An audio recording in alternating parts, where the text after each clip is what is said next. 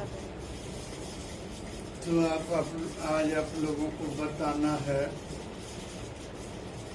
वो question board पर मैंने लिख दिया है। What is Fresnel's biprism. Fresnel के द्विक प्रिज्म से क्या समझते हैं। Give the formation of interference pattern by the help of it। इसकी सहायता से व्यतिकरण प्रतिरूप का फॉर्मेशन करें and determine the wavelength of monochromatic light। और मोनोक्रोमेटिक लाइट का एक वर्णी प्रकाश का तरंग लंबाई निकाले। इम्पोर्टेंट क्वेश्चन है ये भी, इम्पोर्टेंट क्वेश्चन VBI और 2021। पेरेनल के द्विक प्रिज्म से क्या समझते हैं। इसकी सहायता से व्यतिकरण प्रतिरूप कैसे प्राप्त करेंगे तथा मोनोक्रोमेटिक लाइट का तरंग लंबाई निकालें। तो क्या है कि सबसे पहले एक विशेष प्रकार का प्रिज्म पेरेनल नाम के वैज्ञानिक द्वारा बनाया गया, इसलिए इसे पेरेनल बाइप्रिज्म कहा जाता है। और यह एक ऐसा डिवाइस है, यह एक ऐसी युक्ति है जिसके द्वारा एक सोर्स ऑफ लाइट से, अर्थात एक प्रकाश स्रोत से दो प्रकाश स्रोत प्राप्त कर, अर्थात दो कोहेरेंट सोर्स प्राप्त कर व्यतिकरण चित्र प्राप्त किया जाता है, इंटरफेरेंस पैटर्न प्राप्त किया जाता है। इस प्रिज्म का एंगल ऑफ प्रिज्म 178 डिग्री होता है या 179 डिग्री होता है, 178 अथवा 179 डिग्री होता है। जबकि आधार पर का प्रत्येक कोण 1 डिग्री का होता है या आधा डिग्री का होता है।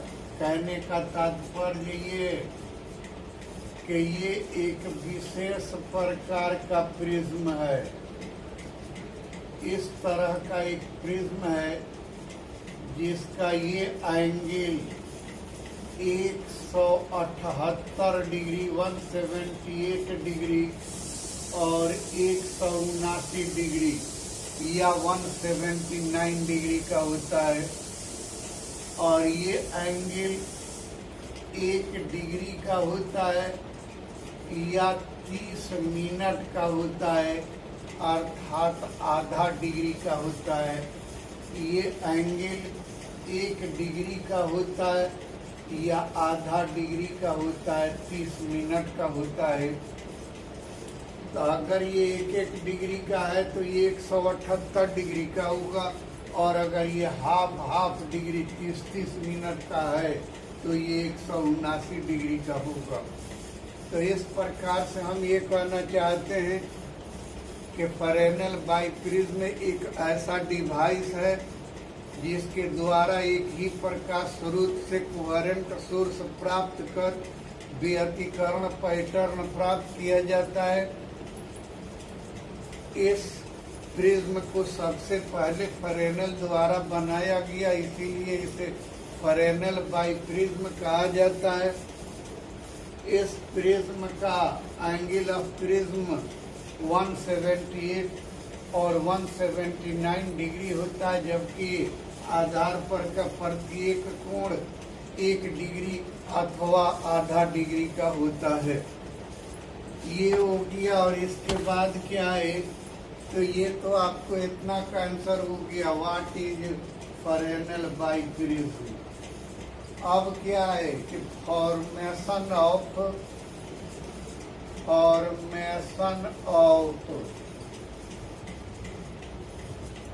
इंटरफेरेंस पैटर्न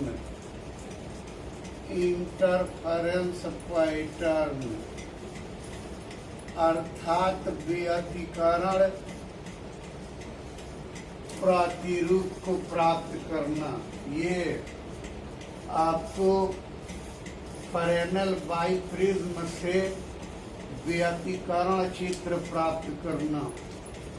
इसके लिए हम लोग फरेनल बाई प्रिज्म को ऑप्टिकल बेंच पर अर्थात प्रकाशीय बेंच पर वर्टिकली एडजस्ट कर देते हैं और इसको P मान लिया।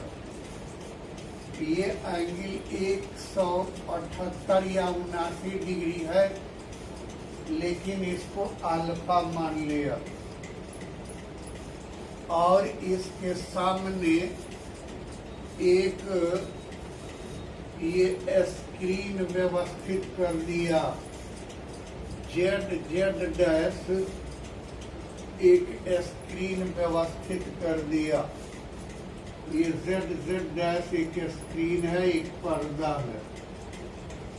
माना कि यहाँ पर एक प्रकाश स्रोत है, ये एक प्रकाश स्रोत मोनोक्रोमेटिक लाइट का प्रकाश स्रोत S है। इससे किरणें निकलती हैं, एक रे यहाँ गया, एक रे यहाँ गया, एक रे यहाँ गया और एक रे यहाँ आया, ऐसा हमने मान लिया। फिर क्या है कि ये रे रिफ्रैक्ट होकर यानी अपवर्तित होकर यहाँ पहुंचा स्क्रीन पर। ये रे भी रिफ्रैक्ट होकर अपवर्तित होकर यहाँ पहुंचा। ये रे रिफ्रैक्ट होके ऐसे चला आया और ये रे भी रिफ्रैक्ट होकर आपको ऐसे चला गया। ऐसा हमने मान लिया कि ऐसे चला गया।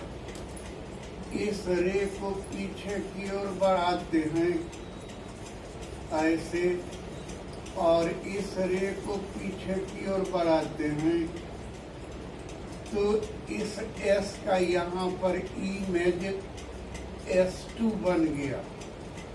और फिर इस रे को पीछे की ओर बढ़ाते हैं और इस रे को पीछे की ओर बढ़ाते हैं, तो यहाँ S1 बन गया। अर्थात क्या करें हम कि इसको A मान लिया, इसको हम C मान लेते हैं, इसको F मान लेते हैं, इसको वो क्या कहें कि ये P तो है, इसको हम मान लेते हैं E। ऐसा मान लिया तो क्या है कि एक ऑप्टिकल कोड यानी प्रकाश शंकु CS1 E बन रहा है और दूसरा प्रकाश शंकु AS2 F बन रहा है। ये S1 और S2 प्रकाश स्रोत यानी कोहेरेंट सोर्स का काम करते हैं, जबकि शंकु CS1E और AS2F का ये क्या है CF भाग ओवरलैपिंग रीजन, ओवरलैपिंग जोन बन जाता है। और ओवरलैपिंग जोन बन जाता है तो इसी में आपको इंटरफेरेंस पैटर्न प्राप्त होता है, अर्थात ब्राइट एंड डार्क फ्रिंजेस प्राप्त होता है। ये ब्राइट एंड डार्क फ्रिंजेस प्राप्त होते हैं। इस एंगल को अर्थात यहाँ से लेकर के यहाँ तक के एंगल को हमने 2 थीटा मान लिया। तो ये इसको अगर ले जाते हैं तो आपको ये सेंट्रल फ्रिंज होगा और ई एंगल अर्थात यहाँ से यहाँ तक का एंगल थीटा और यहाँ से यहाँ तक का एंगल थीटा, अर्थात कुल एंगल 2 थीटा हो जाएगा। इस पॉइंट को हम एम मान लेते हैं और यहाँ से यानी एस से लेकर प्रिज्म तक के दूरी को ए मान लेते हैं और प्रिज्म से लेकर पर्दे तक की दूरी को बी मान लेते हैं और प्रकाश स्रोत एस से लेकर पर्दे तक का कुल दूरी डी मान ले रहे हैं और मानते हैं कि इस पर जो फ्रिंज बनता है उस फ्रिंज की चौड़ाई बीटा है, इस प्रिज्म का अपवर्तनांक म्यू है, एस से निकलने वाले प्रकाश का वेवलेंथ लैम्डा है, ऐसा हमने मान लिया। और क्या है कि S1 और S2 के बीच की दूरी d है, ऐसा हमने मान लिया। जबकि एंगल वो क्या है कि AMO और एंगल EM थीटा EMO ये दोनों थीटा के बराबर है, ऐसा हमने मान लिया। तो फिर यहाँ से एक बार कहना चाहें कि फ्रेनेल बाइप्रिज्म एक ऐसा डिवाइस है जिसके द्वारा किसी एक प्रकाश स्रोत से 2 कोहेरेंट सोर्स प्राप्त कर व्यतिकरण चित्र प्राप्त किया जाता है। यह प्रिज्म फ्रेनेल द्वारा बनाया गया है, जिसके कारण इसे फ्रेनेल बाइप्रिज्म कहा जाता है। इस प्रिज्म का एंगल ऑफ प्रिज्म 178 अथवा 179 डिग्री होता है, जबकि आधार पर का प्रत्येक कोण 1 डिग्री अथवा आधा डिग्री का होता है। फॉर्मेशन ऑफ इंटरफेरेंस पैटर्न, इस प्रयोग में फ्रेनेल बाइप्रिज्म को ऑप्टिकल बेंच पर वर्टिकली एडजस्ट कर दिया जाता है और ये एस एक मोनोक्रोमेटिक लाइट का सोर्स है जिससे चलने वाली किरण प्रिज्म पर पहुंचते हैं और प्रिज्म से अपवर्तित होकर पर्दे पर पहुंचते हैं। इस अपवर्तन के फलस्वरूप एस का वर्चुअल इमेज S1 और S2 बनता है, जो कि कोहेरेंट सोर्स का कार्य करता है तथा ऑप्टिकल कोण प्रकाश शंकु CS1E एवं AS2F का CF अंश, CF क्षेत्र ओवरलैपिंग क्षेत्र हो जाता है, अध्यारोपण क्षेत्र हो जाता है, जिसके कारण इसमें ब्राइट एंड डार्क फ्रिंजेस प्राप्त होते हैं। याद रहे कि यंग के प्रयोग में जो फ्रिंज बना था सो और इसमें जो फ्रिंज बना है सो उसमें कोई अंतर नहीं है, फिर भी एक अंतर है। यंग के प्रयोग में फ्रिंज की चौड़ाई जितना होता है, ये इसमें फ्रेनेल द्वारा, ये फ्रेनेल बाई प्रिज्म द्वारा बने इंटरफेरेंस पैटर्न में जो फ्रिंज की चौड़ाई होता है वो कम होता है। यंग के फ्रिंज से इस फ्रिंज की चौड़ाई कम होता है। अब कैलकुलेशन के लिए हमने माना कि प्रकाश स्रोत S1 और S2 के बीच की दूरी d, और क्या है कि ये प्रिज्म एंगल अल्फा, S से प्रिज्म की दूरी a, प्रिज्म से पर्दे की दूरी b, प्रकाश स्रोत S से पर्दे की दूरी d है, जबकि एंगल AMO बराबर थीटा तथा एंगल EMO बराबर थीटा है। यदि बने फ्रिंजेस की चौड़ाई b, प्रिज्म का रिफ्रैक्टिव इंडेक्स म्यू और प्रयुक्त प्रकाश का वेवलेंथ लैम्डा हो, तो वो क्या है कि लैम्डा बराबर होता है बीटा d बाई d।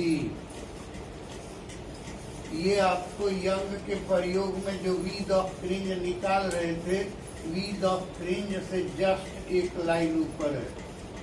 और क्या है कि एंड d बराबर वर्तमान फिगर से ये दूरी a, ये दूरी b, टोटल दूरी d, तो क्या हो जाएगा, d बराबर हो जाएगा a प्लस b।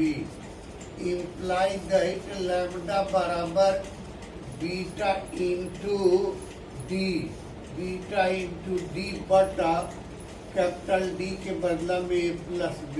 एंड ये कोण, ये पूरा का पूरा कोण हमने 2 थीटा माना हुआ है, तो 2 theta is equal to the arc by radius, यानी d by a। Imply that d is equal to 2 theta a। Imply that lambda is equal to beta into 2 theta a by a plus b। And theta is equal to the mu minus 1 into alpha. जो formula आपको पहले दिया था dispersion of light में, delta बराबर mu minus 1 into a, तो यहाँ delta के बदला में थीटा है, म्यू के बदला में म्यू है और ए के बदला में अल्फा है। Imply that lambda is equal to the beta into 2 into theta के बदला में mu minus 1 into alpha into a by a plus b. Imply that lambda is equal to 2 mu minus 1 into alpha beta a by a plus b. अब आपको कोई problem नहीं होना चाहिए। Monochromatic light का वेवलेंथ निकालने में कोई प्रॉब्लम नहीं होना चाहिए, क्योंकि 2 तो है म्यू, अपवर्तनांक है, देख लेंगे कितना है 1। अल्फा ये एंगल, अर्थात ये एंगल 178 या 179। बीटा ये यहाँ से यहाँ तक की दूरी नाप लेंगे, फ्रिंज गिन लेंगे और फ्रिंज की संख्या से इस दूरी में भाग कर देंगे, एक फ्रिंज की चौड़ाई बीटा मिल जाएगा। एस से प्रिज्म तक की दूरी ए नाप लेंगे और प्रिज्म से पर्दे तक की दूरी बी नाप लेंगे, और इस प्रकार प्रयुक्त मोनोक्रोमेटिक लाइट का वेवलेंथ लैम्डा का मान प्राप्त हो जाएगा। तो आज इतना ही रहने दीजिए, कल बताएंगे डिफ्रैक्शन ऑफ लाइट, प्रकाश का विवर्तन। तो इसको आज कल में देख लीजिए, ताकि कल जो है, और नोट्स भी आप लोगों के पास भेज ही दिया है, और चैनल को 577, वो क्या है कि ड्रीम हुसैन वाले चैनल को 577 लोगों ने, 577 लोगों ने अभी तक सब्सक्राइब किया है। रिक्वेस्ट है कि वो सभी लोग क्विज में बैठे, रोज जो क्विज होता है, और ये भी रिक्वेस्ट है कि सब लोग अपना अपना नंबर दें और अपना अपना नंबर दें ताकि हम उन लोगों तक नोट्स भेज सकें। ग्रुप बनाएं, उस ग्रुप में डाल के और नोट्स भेज देंगे। कोई संकोच नहीं कि हम तो वहाँ नहीं पढ़ते हैं, ये वो कुछ नहीं।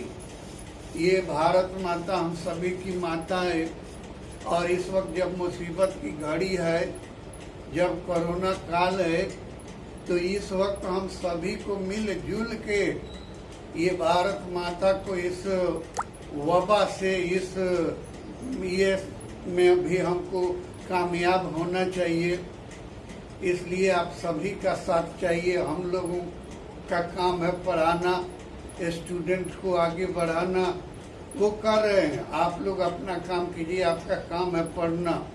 इसीलिए हम आप लोगों से कोई कुछ मांग तो नहीं रहे हैं, कोई पैसा गुरु दक्षिणा तो मांग नहीं रहे हैं। हम ये कह रहे हैं कि बिना संकोच के आप लोग अपना ये व्हाट्सअप जिस नंबर से चलाते हैं वो दीजिए।